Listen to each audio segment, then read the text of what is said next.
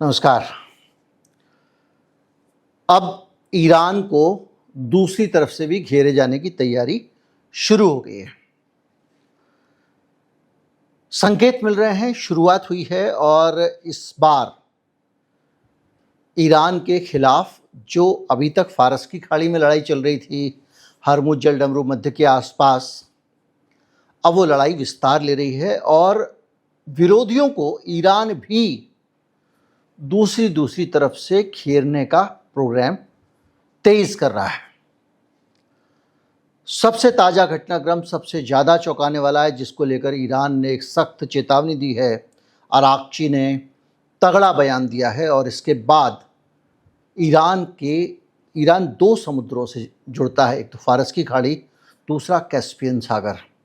Caspian सागर में भी घमासान और युद्ध के आसार दिखाई दे रहे हैं, यानी दो तरफ से ईरान को जूझना पड़ सकता है।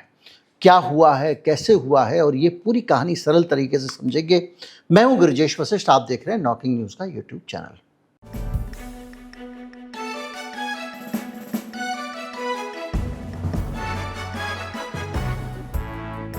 सबसे पहले इस कहानी को समझने के लिए आप ये समझिए नक्शे को। सामने लगा रहा हूं आपके नक्शा। हरमुज जलडमरू मध्य तो आप जानते ही हैं।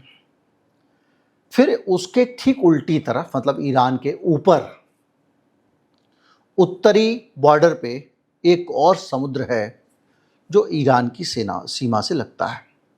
रोचक बात यह है, ये समुद्र दुनिया के अनूठे समुद्रों में से है, यानी ये समुद्र चारों तरफ से धरती से घिरा हुआ है। इसमें एक चीज, इसको सागर कहा जाता है, कैस्पियन सी है ये, महासागर नहीं कहा जाता, क्योंकि महासागर कभी भी चारों तरफ से घिरा हुआ नहीं होता। ये मैं आपको एक जनरल जानकारी के लिए बता रहा हूं। तो जो कैस्पियन सी है उसको ईरान की सीमा उससे लगती है ऊपर, है ना। और ये समुद्र ऐसा है जिसके जरिए, जो खारा है ईरान की तरफ से और ऊपर का हिस्सा जाएंगे रूस की तरफ से, तो मीठा है। और भी बड़ी रोचक चीज़ें हैं इसके साथ में, लेकिन फिलहाल हम उस पर जाने के बजाय ये समझेंगे कि इसके साथ में रूस की सीमा मिलती है, इसके साथ में ईरान की सीमा मिलती है। ईरान और रूस के बीच में एक देश आता है कजाकिस्तान, और बाकी अजरबैजान और तुर्कमेनिस्तान भी इसमें मिलते हैं। यानी इस समुद्र के किनारे 4-5 देशों की सीमाएं मिलती हैं। अब ये समझिए कि ये एक तालाब है, इसके चारों तरफ घर बने हुए हैं। तो ईरान को अगर रूस जाना हो तो बड़ा छोटा सा रास्ता है, वहीं से समुद्र में बैठ के चले गए। तो ईरान के और रूस के बीच में जो व्यापार है वो कैस्पियन सागर से ही होता है, जाना आना होता है। आपको याद होगा कि इस बार जब युद्ध हुआ तो अमेरिका ने हर तरफ से रूस को घेरने की कोशिश की। जैसे कि चाबहार का कोई लेना देना था नहीं वहाँ हरमुज से, लेकिन चाबहार को भी तोड़ा ताकि ईरान के पास में कोई विकल्प ना रहे। इसी तरह से उसका एक जो रेल मार्ग था जो उसको सीधे चीन तक, रूस तक जोड़ता था, उस पर भी हमले किए गए थे, याद कीजिए। यानी हर तरफ से उसको आइसोलेट किया जाए। हरमुज में उसने ब्लॉकेड लगा दिया, जो रेल के जरिए कनेक्टिविटी थी वो तोड़ दी। इधर चाबहार के जरिए समुद्र में वो हिंद महासागर सीधे ना चला जाए, उसका भी उसने काम कर दिया। तो अब हिंद महासागर, तो अब क्या बचा उसके पास में? एक कनेक्शन बचा था, वो कनेक्शन था कैस्पियन सी वाला। यानी वहां से निकल के वो रूस के पास जा सकता था, और रूस से उसके पास साजो सामान आता था, रसद आती थी, और ये भी अपना सामान वहां भेजता था। यानी ईरान हारमुज के ऊपर डिपेंडेंट नहीं था, सऊदी अरब भी हारमुज के ऊपर डिपेंडेंट नहीं था। ये दो देश ऐसे थे जिनके पास में हारमुज जलडमरू मध्य के अलावा दूसरे रास्ते भी थे। तो ईरान के दूसरे रास्तों को तोड़ा गया। अभी हम सऊदी वाले पे भी आएंगे। और एक रास्ता बचा था कैस्पियन सी वाला। अब कैस्पियन सी में ईरान को कैसे नुकसान पहुंचा गया, इससे अंदाजा लगाएं। एक ईरान का जहाज रूस के लिए जा रहा है कैस्पियन सी से। आप कल्पना कर सकते हैं कि कहां यूक्रेन का युद्ध हो रहा है। यूक्रेन से एक मिसाइल जेलेंस्की ने डाली और रूस के व्यापारिक जहाज को डुबो दिया, ईरान के व्यापारिक जहाज को। अब ईरान गुस्से में है। ईरान के विदेश मंत्री अरागची ने कहा है कि इसका जवाब बराबर मिलेगा, और ईरान जब ये बोलता है तो करता है। यानी अब वो वाला फ्रंट खुलता हुआ दिख रहा है। यूक्रेन की तरफ से बयान ये आया सिर्फ कि वहां पर हमने एक जहाज को डुबोया है, इसके ज़्यादा कुछ नहीं। यानी आप देखें तो, अगर समझें तो ये एक ऐसा सप्लाई कॉरिडोर था रूस और ईरान के बीच में जिसको तोड़ने की कोशिश की गई है। अब एक तरफ से पश्चिमी विश्लेषक ये कह रहे हैं कि रूस को ईरान इसी रास्ते से ड्रोन भेजा करता था, तो ये रास्ता बंद कर दिया गया। ईरान के बारे में एक चीज़ और भी कही जाती है कि इसी रास्ते से वो आगे घूम के इराक के ज़रिए सीरिया होते हुए एक टनल से एक जगह आती है, जहाँ पे सीरिया में, जहाँ पे बहुत छोटा रास्ता ही सीरिया का बीच में बसता, वहाँ से एक टनल बनाई गई थी। उस टनल के लिए वो हिजबुल्लाह को हथियार भेजता है। तो अगर पश्चिमी लोग जो कह रहे हैं और ये हथियार ले जाने वाला जहाज़ था, तब तो यूक्रेन बच गया, वरना तो ये युद्ध अपराध है, सिविलियन जहाज के ऊपर मिसाइल डालना। ईरान इसी को लेकर गुस्से में है। ईरान ने इस मामले में क्या है कि दोहरा फायदा हो रहा है यूक्रेन को फायदा कैसे हो रहा है? यूक्रेन को फायदा ऐसे हो रहा है कि जब से उसने देखा ईरान को हार्मुज जलडमरू मध्य को रोकते हुए, तो यूक्रेन ने अपनी रणनीति बदल दी। यूक्रेन ने दो तरह से रणनीति बदली। एक तो ईरान का तरीका देखा उसने, जिस तरह से वो झुंड में ड्रोन भेज के हमला करता है, तो उसको उसने अपनाना शुरू कर दिया रूस के ऊपर। दूसरा, एक सी ऑफ अजोब है, एक छोटा सा महासागर। रूस से आप सी ऑफ अजोब में जाते हैं, वहाँ पे भी एक छोटा सा स्ट्रेट है, उससे निकल के आप चले जाते हैं ब्लैक सी में, यानी काला सागर में। ब्लैक सी वो जगह है जहाँ पे यूक्रेन का अनाज जहाँ से उतरता है, फिर वो इस रास्ते से आगे जाता है। और रूस ने ब्लैक सी के इलाके को जीत लिया था। बाद में एक समझौता हुआ जिसमें यह तय हुआ कि ठीक है, अब यूक्रेन के जहाज़ों को जाने दिया जाएगा। टर्की के साथ डील हुई, पहले जहाज़ आएंगे, टर्की में रुकेंगे, टर्की चेक करेगा गलत चीज़ तो नहीं है, उसके बाद जाने दिया जाएगा। तो अब इस रास्ते को उसने क्या किया कि सी ऑफ अजोब में उसने जहाज़ों को टपकाना शुरू कर दिया। आपने खबर सुनी होगी कि भारत के जहाज़ को भी गिरा दिया, और आज भी खबर आई है हमारा एक नाविक मारा गया है। यानी एक रास्ता वो ये बंद कर रहा है कि रूस की सप्लाई लाइन सी ऑफ अजोब के उस बॉटलनेक को, उस स्ट्रेट को अगर आप प्रभावित करते हो, तो रूस को आने वाली सप्लाई प्रभावित होगी। इधर से आप ईरान से जाने वाली सप्लाई पर असर डालते हो, तो एक तरह से वो आर्थिक नाकेबंदी कर रहा है, ईरान को रूस को जाने वाली रसद को रोक ले। जबकि रूस बहुत बड़ा है, इतना बड़ा है किसी भी सीमा से आ जाए, और चीन के साथ तो उसको आने वाली रसद रोकी ही नहीं जा सकती, क्योंकि उसकी सीमा बहुत बड़ी सीमा वो साझा करता है, और वो भी ज़मीन से ज़मीन, ज़रूरत ही नहीं समुद्र में जाने की। लेकिन बहरहाल जो भी है, इस चाल में यूक्रेन को फ़ायदा ये हुआ कि उसने रूस की एक सप्लाई को डिस्टर्ब कर दिया। इजराइल को फ़ायदा ये हुआ कि एक ईरान के ऊपर अटैक करने का मौका मिल गया। इसीलिए ईरान ने ये कहा है कि तुमने इजराइल के कहने पे हम पे अटैक किया है। अब यहाँ से हम आगे बढ़ते हैं और ये समझते हैं कि युद्ध स्प्रेड कैसे कर रहा है। सुप्रीम लीडर का बयान आ गया है, जिहाद ही अकेला रास्ता बचा है। किसके लिए बयान है ये? हिजबुल्लाह के लिए। क्यों है? क्योंकि बेंजामिन नेतन्याहू इस समय जा रहे हैं अमेरिका की यात्रा पे। अमेरिका की यात्रा पे जाने से पहले उन्होंने एक गांव से सेना को विड्रॉ कर लिया, लेबनान के एक गांव से, ये बताने के लिए कि देखो भाई, आपने अगर ईरान से समझौता किया था तो हमने लेबनान से उसी समझौते के हिसाब से सेनाएं पीछे खींच ली हैं। इसी तरह से एक छोटा सा हिस्सा प्रतीकात्मक के तौर पे इंटरनेशनल राहत वालों के लिए खोल दिया गया है गाजा के अंदर। यानी दो प्रतीकात्मक चीजें करके वो जा रहे हैं।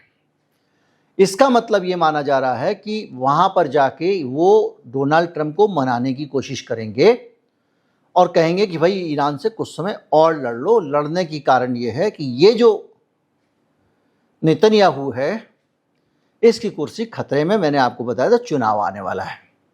खतरे में सिर्फ इसलिए नहीं है कि चुनाव आने वाला है, खतरे में इसलिए है कि अमेरिका के अंदर जो काम जिंदगी भर से नेतन्याहू करते आ रहे थे, आपको पता है पहले ये किचन विचन का जो सामान होता है ना, ये फर्नीचर की मार्केटिंग करते थे।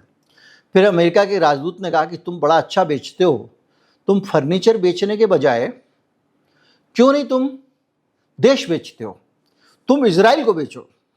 मतलब वो इनको अपने साथ अमेरिका ले गया कि यहाँ पर तुम इजराइल के को प्रमोट करो। तो वहाँ के अलग अलग चैनलों पे नेतन्याहू के इंटरव्यू आते थे, नेतन्याहू इजराइल की तारीफ़ें किया करता था। वहाँ से नेतन्याहू उठ गया।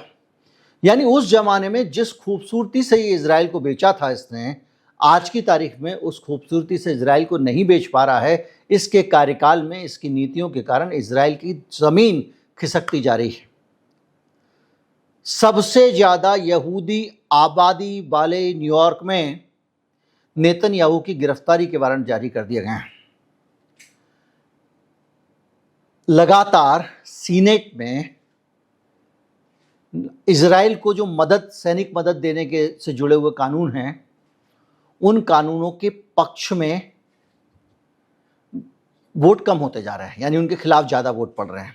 और दोनों तरफ से, रिपब्लिकन्स की तरफ से भी और डेमोक्रेट्स की तरफ से भी। ये भी नेतन्याहू की बहुत बड़ी नाकामी मानी जा रही है।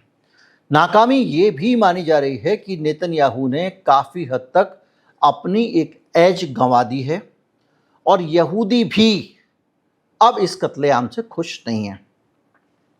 यानी पॉपुलैरिटी जो है इजराइल की वो अमेरिका में कम हुई है। और अभी तक का रिकॉर्ड था कि चाहे डेमोक्रेट आए या रिपब्लिक आए, सब इजराइल के साथ रहते थे। लेकिन अब डेमोक्रेट्स ने दूरी बनानी शुरू कर दी है, क्योंकि जिस तरह का कत्लेआम गाजा में मचाया गया उससे लोग नाराज हैं। यानी इस समय नेतन्याहू कमज़ोर हालत में हैं और डोनाल्ड ट्रंप को मनाने जा रहे हैं। और माना यह जा रहा है कि डोनाल्ड ट्रंप से उनकी डील हो गई तो दोबारा से इजराइल को हो सकता है हिजबुल्लाह पे हमला करने की इजाज़त मिल जाए। माना यह भी जा रहा है कि डोनाल्ड ट्रंप को भी ये समझाएंगे कि भाई मैं हिजबुल्लाह को निपटाता हूँ, तुम ईरान को निपटाओ, और वो सऊदी अरब जो है वो हूती को निपटाए। इस तरह से हम जो है इनको चारों तरफ से घेर के मारते हैं। लेकिन जैसा कल परसों बताया था मैंने, न्यूयॉर्क टाइम्स का एनालिसिस आया, रिपोर्ट आई है, और उसके हिसाब से फ्राइडे मीटिंग में डोनाल्ड ट्रंप को उनके सलाहकारों ने कहा कि भैया अब हथियार नहीं है लड़ने के लिए, तो डिप्लोमेसी पे जाओ आप। उसके बाद डोनाल्ड ट्रंप का भाई हमारे पास बहुत हथियार है, बहुत हथियार है। डोनाल्ड ट्रंप जहाँ कहे उसका उल्टा होता है, कहीं पे भी मान लो आप। तो उस पूरे घटनाक्रम के बीच में अभी सुप्रीम लीडर का मैसेज गया हिजबुल्लाह के लिए, आप लड़ो। दूसरा, हूती एक्टिव हो गया। कैसे एक्टिव हो गया?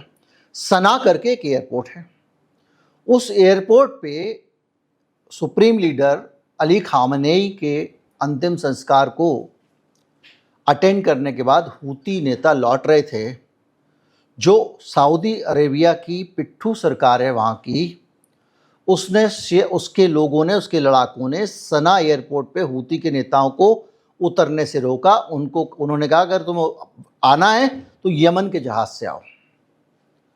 आखिर में झगड़ा हुआ और उन्होंने, जो सऊदी अरब वाले थे, उन्होंने सना के एयरपोर्ट को ही उड़ा दिया। जब सना के एयरपोर्ट को उड़ा दिया तो उसके बाद से फिर लड़ाई शुरू हो गई है। उन्होंने इनके बहुत सारे जगहों पर, तेल रिफाइनरी पे, एयरपोर्ट पे हमले कर दें हूतियों ने। उसी के बाद हूतियों ने ब्लॉकेट लगाया कि लाल सागर के अंदर से भैया तुम नहीं निकलोगे। तो अब लाल सागर से ट्रैफिक भी कम हो गया है, यानी युद्ध शुरू हो गया है। और दोबारा से ये माना जा रहा है कि अब हूती और सऊदी अरब के बीच में युद्ध शुरू हो जाएगा। और सऊदी अरब की जो पाइपलाइन है, अब आते हैं वो दूसरा रास्ता, यानी सऊदी अरब को दूसरा अप्रोच कौन सा है? लाल सागर में। ईरान को दूसरा कौन सा? कैस्पियन सागर में। तो जो सऊदी अरब का लाल सागर वाला हिस्सा है, वहाँ तक इसने एक पाइपलाइन बिछाई हुई है, उसके ज़रिए तेल ले जाता है। तो यहाँ पर फारस की खाड़ी में, हारमुज वगैरह इलाके में कितना भी तनाव हो, उसका तेल वहाँ से निकलता रहता है। अब हूती उसकी पाइपलाइन उड़ा देंगे और वहाँ से निकलने नहीं दे रहे हैं तेल को। मैंने आपको बताया था कि किस तरह से 12-13 हज़ार किलोमीटर का चक्कर लगा के 10 से 12 दिन एक्स्ट्रा लगा के सामान लाना पड़ेगा। मतलब बगल वाले घर में जाना है तो आप नहीं जा सकते, अपनी गली के रास्ते से बाहर निकलो, बाहर का चक्कर लगा के घूम के गेट से आके तब जाके दोगे, क्योंकि बीच वाले ने कहा भाई रास्ता बंद है, यहाँ से नहीं जाओगे। तो अब उसके ऊपर प्रेशर है। अब हूती और उसके बीच में, सऊदी अरब नहीं चाहता, इनके बीच में समझौता भी हो चुका था, लंबे समय से इनके बीच में कोई युद्ध नहीं हो रहा है। पर अब ये झगड़ा यमन की जो पिट्ठू सरकार है उसके चक्कर में शुरू हो गया। तो क्या हुआ, आप ऐसे समझिए इसको सरल तरीके से, इस पूरी कहानी को समझने के बाद। हार्मुज जलडमरू मध्य पे ईरान संभाले हुए मोर्चा, उधर कैस्पियन सी में भी एक लड़ाई शुरू हो गई। उधर हिजबुल्लाह को एक मैसेज जा चुका है कि बॉस ईरान तुम इजराइल से लड़ो, छोड़ना नहीं है उसको। हिजबुल्लाह के पास बहुत हथियार हैं, कमज़ोर नहीं है वो। इधर हूती के पास भी बहुत हथियार हैं, हूती के बाद तो मिसाइल विसाइल सब कुछ है। इधर से ये सऊदी को ठोकेगा। यानी अब जो लड़ाई हो रही है उसमें सिर्फ अमेरिका नहीं, अमेरिका के सहयोगियों का दर्द और ज़्यादा बढ़ाया जा रहा है। सहयोगियों का दायरा भी बढ़ गया है, क्योंकि अभी तक तो जो निशाने पे आते थे, कतर, कुवैत, बहरीन वगैरह आते थे, यूएई आते थे, सऊदी आ जाता था ज़्यादा से ज़्यादा। अब क्या हुआ, सीरिया निशाने पे आना शुरू हो गया। उसके बाद में निशाने पे अब दोबारा से हिजबुल्लाह को चूंकि कह दिया गया है तो इजराइल भी आ गया है, यानी इजराइल पे अब बड़े लेवल पे हमला होगा। उधर सऊदी अरब को हूती ने संभाल लिया है, यानी 3-4 फ्रंट से अलग अलग जगहों से अब युद्ध होगा। और इस युद्ध में हो सकता है ईरान जैसा करता है, जवाब जरूर दिया जाएगा कहा गया है। तो यूक्रेन पे वो कुछ मिसाइल मारे। तो जो सिचुएशन वो ये है कि बहुत ज़्यादा रायता फैलता जा रहा है। इसके आर्थिक मतलब आप निकालें तो बहुत ज़्यादा टेढ़े हो सकते हैं। ईरान के लिए बहुत सारी दिक्कतें इस तरह हो सकती हैं कि उसके सारे रसद आने वाले और माल की सप्लाई वाले मार्गों को अमेरिका बंद कर रहा है। हालांकि उसने वो रेल लाइन चालू कर दी है, ठीक कर लिया है। इस रास्ते पे भी अभी कुछ बंद नहीं हुआ है और इस समुद्र के अंदर कोई दूसरा देश आ भी नहीं सकता इन 6-7 देशों के अलावा। इसमें सबसे पावरफुल रूस और ईरान ही है। बाकी कजाकिस्तान को उतना उनसे मतलब ही नहीं है, सेना वेना भी नहीं उतनी उनके पास।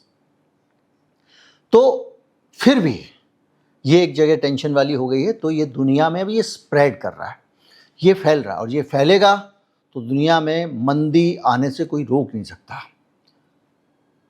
ज़रूरी नहीं है मंदी एकदम बम फटे और सामने आके खड़ी हो जाए मैं मंदी आ गई। वो ग्रेजुअली भी आती है, कई बार अंदर ही आती है, कई बार स्टैगफ्लेशन आपको इकोनॉमी में नहीं दिखता है, बहुत सारी चीज़ें होती हैं। बहरहाल जो भी है, अभी के लिए यही है कि ये लड़ाई बढ़ने जा रही है। और लड़ाई बढ़ने जा रही है, ये डोनाल्ड ट्रंप के सामने मामला खड़ा हुआ है। उसके पास हथियार नहीं है, लड़ाई है, उसको लड़ना है। जाहिर बात है वो चाहेगा शांति हो जाए। तो विश्लेषकों का कहना ये है कि नेतन्याहू अमेरिका से खाली हाथ आएगा। इस बार डोनाल्ड ट्रंप उल्टा हड़का के भेजेगा। पहली चीज़, अपने आप 2-3 दिन से कोई हमला ईरान पे नहीं किया गया है, शांति की उम्मीद की जा रही है। अब जो भी है देखते हैं, लेकिन कुल मिला के सिचुएशन बिगड़ती जा रही है और रोचक होती जा रही है। उस पूरी सिचुएशन में अब ईरान के अपने अटैक को आप देखोगे तो वो कई जगहों पे फैल गया, कई तरह से वो अटैक कर रहा है। और लेकिन वो कई जगह पे ध्यान देने के बावजूद कमज़ोर इसलिए नहीं है कि हिजबुल्लाह अपने आप संभालता है, उसको बोलने की ज़रूरत नहीं है तुम ऐसे करो वैसे करो। इराक की रेजिस्टेंस फोर्सेस भी अपने आप संभालती हैं, उधर ये हूती भी अपने आप संभालते हैं। तो सारे लोग अपने आप चीज़ों को संभाले रहते हैं। तो ईरान को वहाँ लड़ने जाने की ज़रूरत नहीं है, कमांड नहीं देनी है, इसको अपना इलाका संभालना है। तो बाकी मुसीबतें बढ़ने वाली हैं अमेरिका और उसके सहयोगियों की। और जैसे जैसे ये बहुत मलाई खा रहे थे, इजराइल एकदम मौज में था, खूब तरक्की कर रहा था, सऊदी, यूएई, दुबई देखो स्वर्ग था। इन सब लोगों की ज़िंदगी की खुशियाँ खतरे में पड़ गई हैं। और ये सब वापस कैसे आएंगी? ईरान के सामने आत्मसमर्पण करने से, जो ट्रंप जल्दी ही कर सकते हैं। नमस्कार, जय हिंद।